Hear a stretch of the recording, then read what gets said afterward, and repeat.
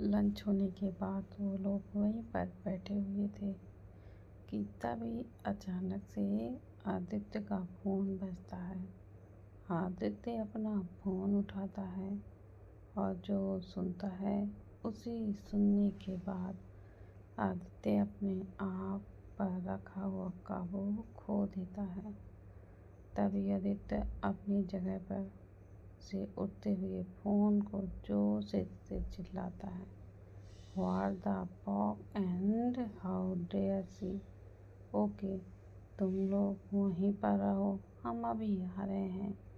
आदित्य अपना phone cut करता है और उन तीनों की तरफ देखता है। आदित्य को ऐसा देखकर आयु और युवी भी थोड़े से परेशान हो जाते हैं, पर आदित्य को ऐसा चिल्लाता हुआ देखकर वो पूरी तरह से घबरा जाती है। तभी आयु थोड़ी चिंता भरी आवाज़ में आदित्य से पूछता है, "क्या हादू, सब ठीक तो है ना?" तभी आदित्य अपने आप को शांत करने के लिए गहरी सांस लेता है और उसकी नज़र हूर पर जाती है, जो अभी आदित्य के डर की वजह से भीगी बिल्ली बनी हुई थी। आदित्य हूर के पास आते हुए अपनी सॉफ्ट आवाज़ में उससे कहता है, "I am so sorry angel, मैंने आपको डरा दिया, सॉरी।" आइए। आदित्य अपनी बाहों को खोलता है और वो झट से आदित्य को हकेल लेती है। तभी आदित्य हूर के बालों पर बार बार किस करता है ताकि हूर एकदम रिलैक्स हो जाए। जब आदित्य को ये यकीन होता है कि हूर अभी ठीक है, तभी वह जाकर अपने दोनों भाइयों की तरफ देखता है, जो इस वक्त बड़े ही प्यार और प्राउड भरी नज़रों से उसे देख रहे थे। आदित्य उन लोगों की तरफ देखते हुए अपनी प्लेन आवाज़ में उनसे कहता है, "अली, ये आदित्य का गॉड का कॉल था और वो बता रहा था कि वी मेरा मतलब कायरा का बस्टर्ड सन और उसकी माँ के साथ पैराडाइज में आई है।" आदित्य की बात सुनते ही हूर फिर से डर से कांपने लगती है और आदित्य को और कर ज़्यादा हक कर लेती है। तभी हूर आदित्य के बाहों को सिसकते हुए अपनी बेहद हुई घबराई आवाज़ में उससे कहती है, "ओह, मुझे अपने साथ लेकर जाएंगे? अब मुझे नहीं जाना है, प्लीज़ मुझे उनके साथ मत भेजो। वो लोग बहुत बुरे हैं, मुझे नहीं जाना।" अचानक से ही हूर की सांसें फूलने लगती हैं और जब आदित्य को ये सब महसूस होता है तो वो झट से हूर के फेस को अपने सीने से थोड़ा सा अलग करता है। और जब वो तीनों हूर की फूली हुई सांसों को महसूस करते हैं, तभी उनकी आंखें बड़ी बड़ी हो जाती हैं। आदित्य झट से हूर को अपनी बाहों में ठीक से पकड़ता है और अपने एक हाथ से हूर के गालों को सहलाने लगता है। आदित्य हूर के गालों को सहलाने के साथ साथ उसके माथे पर भी किस कर रहा था। "Angel, try to breathe, baby, see, come on, you can do it. देखो, अदू यहाँ है और साथ में बिग बी और भैयू भी हैं, तो आप हमारे लिए इतना करोगे ना?" हूर, आप अदू की बात सुन रहे हो ना बेटा? तभी हूर अपनी आंसू भरी नज़रों से आदित्य की तरफ देखते हुए उससे कहती है, नहीं, जाना आदू।" तभी युवी हूर के पास बैठते हुए हूर का एक हाथ अपने हाथों में लेता है। हूर को ऐसे देखकर आयु खुद को रोक नहीं पाता और रोने लगता है। तभी यूवी हूर के हाथ पर किस करते हुए उससे कहता है, प्रिंसेस कोई बात नहीं, आपको कोई कहीं लेकर नहीं जाएगा। हम तीनों आपसे प्रॉमिस करते हैं कि आप हमारे साथ ही रहोगे। पक्का प्रॉमिस बच्चे। अब आप सांस लो। बेचारी बच्ची को उसकी बात सुनकर ट्राई तो करती है, पर ऐसा लगता है कि हूर की सांसें उसके गले तक ही आकर रुक जाती थी। आयु और यूवी को तो कुछ समझ में ही नहीं आ रहा था कि वो क्या करे। तभी आदित्य उस सोफे पर ठीक से बैठता है और हूर का सिर अपने सीने पर रखता है, जिसकी वजह से हूर को अब आदित्य की दिल की धड़कन साफ साफ सुनाई दे रही थी। आदित्य हूर के बालों को सहलाते हुए धीरे से हूर से कहता है, एंजल आप मेरी हार्ट बीट सुन पा रहे हो ना?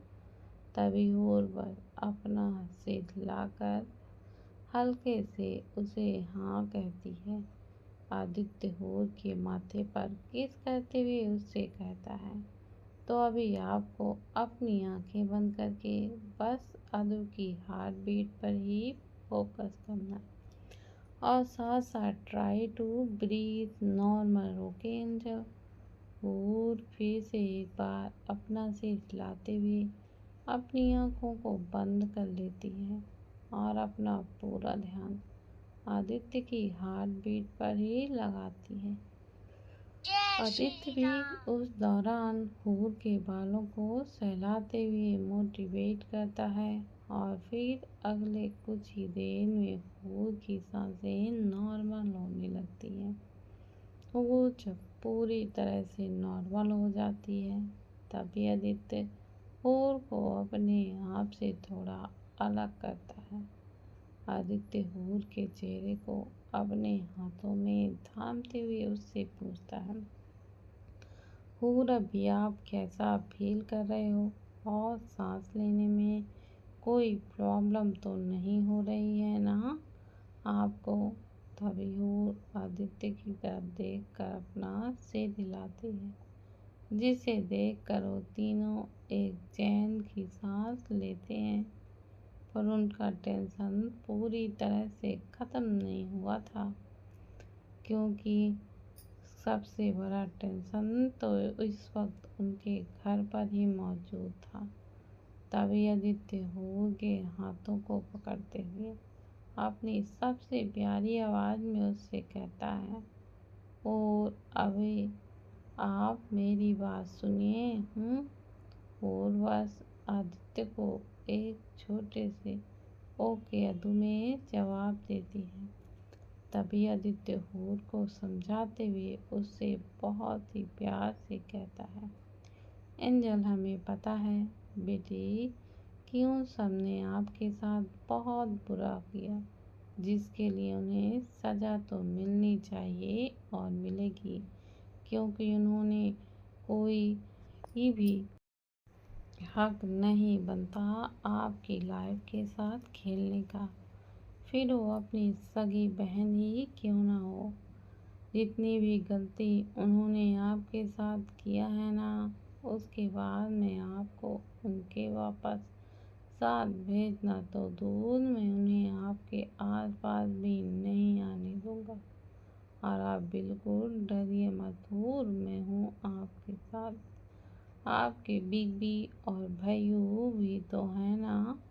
आपको उन लोगों की कैसे हमेशा हमेशा के लिए बाहर निकलना होगा, और उसके लिए हमें जो कुछ भी करना पड़े हम वो सब करेंगे प्रिंसेस। आप बिल्कुल भी अकेले नहीं हो, अभी हम सब आपके साथ हैं। अभी हम सब घर जा रहे हैं और आप भी हमारे साथ आ रहे हो। ज़रा देखें तो कि आपसे क्या चाहिए, पर अभी आप उनको बिना डरे आप फेस करोगे और हम तीनों आपके साथ वहीं खड़े रहेंगे, ओके। और उन तीनों की तरफ देखती है और फिर एक छोटी सी स्माइल के साथ उनसे कहती है, हाँ, मैं उनको फेस करूँगी क्योंकि मैं ब्रेव गर्ल हूँ। अभी आयु अपने आंसुओं को साफ करते हुए हूर की तरफ आता है।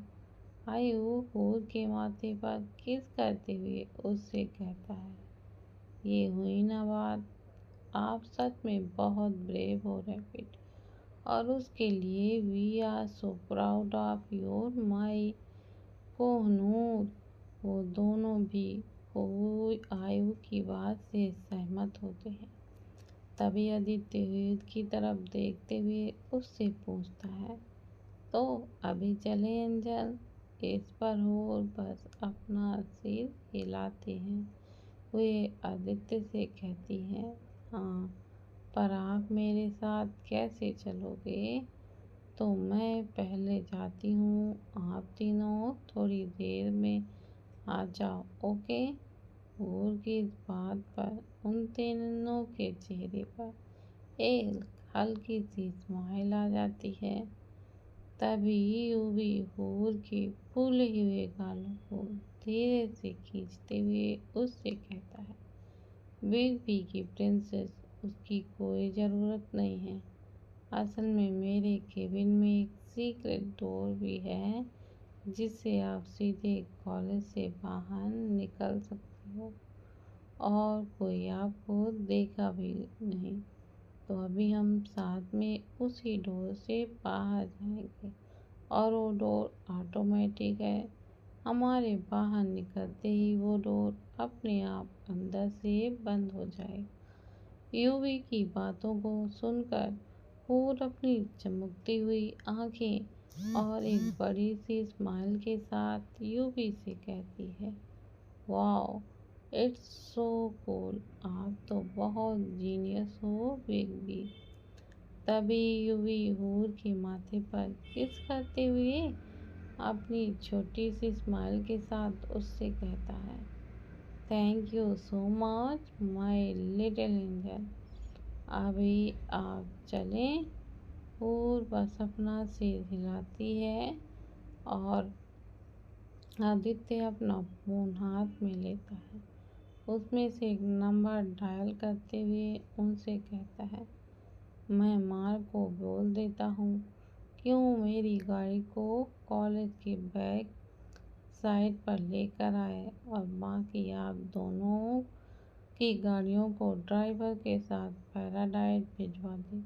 आदित्य की बातों को सुनकर वो सहमत होते हुए आयु और यूवी दोनों ही अपना सिर हिलाते हैं और आदित्य अपने पर्सनल बॉडीगार्ड मार्क को फ़ोन करता है और उसे वैसे ही बताता है जो उसने आयु और यूवी को समझाया था। उस फ़ोन कॉल के बाद आदित्य उन तीनों की तरफ देखते हुए उनसे कहता है, चलें?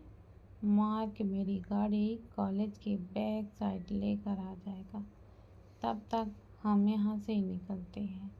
वो तीनों अपना अपना सिर हिलाते हैं और फिर आदित्य हूर का हाथ पकड़ते हुए उससे कहती है, चलिए एंजल। तभी आदित्य सबसे पहले हूर के साथ उस दरवाजे की तरफ आता है और फिर जब यूवी उस दरवाजे को कुछ पासवर्ड डालकर खोलता है, तभी पहले आदित्य और हूर उसमें से बाहर की ओर आ जाते हैं और फिर उसके पीछे पीछे आयु और यूवी भी बाहर आते हैं। बाहर आते ही हूर इधर से उधर देखने लगती है क्योंकि वहाँ बहुत ज़्यादा हरियाली थी और कुछ प्यारे प्यारे फूलों के पेड़ भी थे। उस जगह को देखकर हूर के चेहरे पर एक स्माइल आ जाती है और वो किसी बच्चे की तरह चहकते हुए उनसे कहती है, वाह, ये जगह तो कितनी कितनी प्यारी है, पर यहाँ कोई आता नहीं है क्या? तभी आयु हूर के सवालों का जवाब देते हुए उससे कहता है, नहीं रैबिट, यह एक प्राइवेट प्लेस है।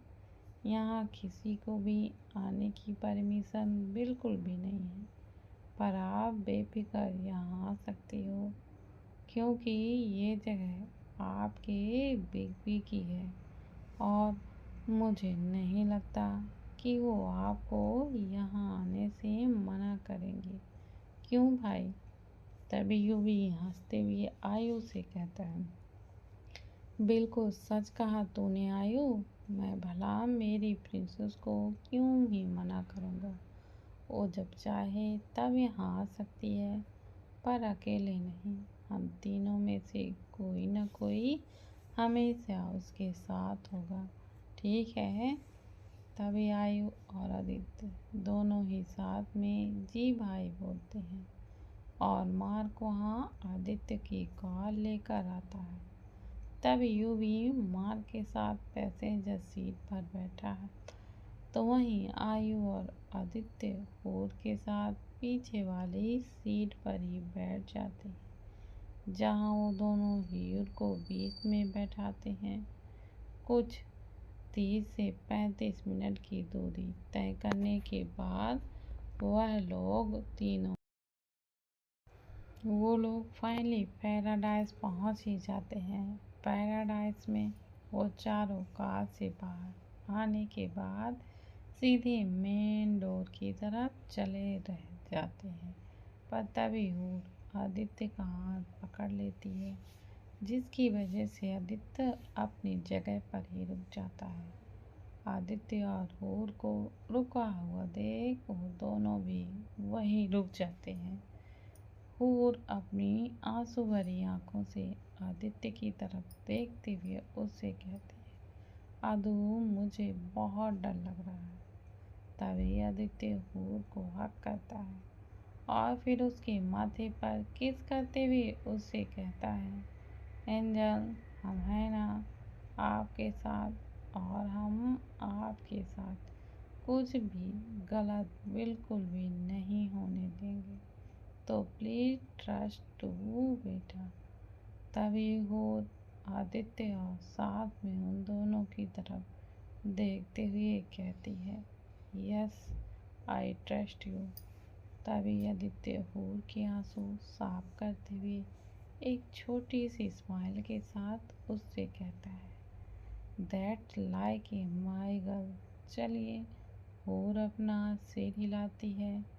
तभी आदित्य हूर का हाथ पकड़ता है और आई और यू भी उन दोनों के पीछे ही खड़े होते हैं। भले ही हूर से बात करते वक्त उन तीनों के चेहरे के एक्सप्रेशन एकदम सॉफ्ट होते हैं, लेकिन अभी उन तीनों की फेस एक्सप्रेशन सॉफ्ट से चेंज होकर एकदम से साधारण इमोशनल लेस हो गए थे।